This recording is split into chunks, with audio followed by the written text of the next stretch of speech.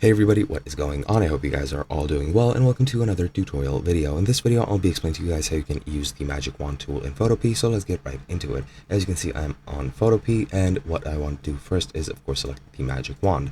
Now, you can select the magic wand, and that is pretty much the only option you have here. If I click here in the corner, it is only giving me the option of the magic wand.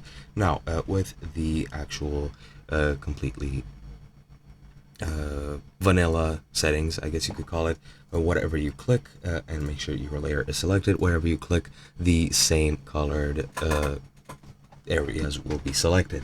However, it will not be selected if it is blocked by a straight line. As you can see in the case of this R, this here inner area has not been selected.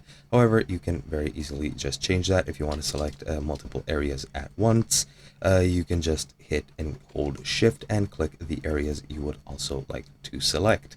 Once you select this, it'll select whatever you would like, and now you can play around with all those areas yourself. For example, if I selected those areas and click delete, as you can see, it deleted the L that I selected, it deleted the background, it deleted everything, and that is pretty much how you use the magic wand tool. You can also play around with the settings. You can, let me just deselect everything.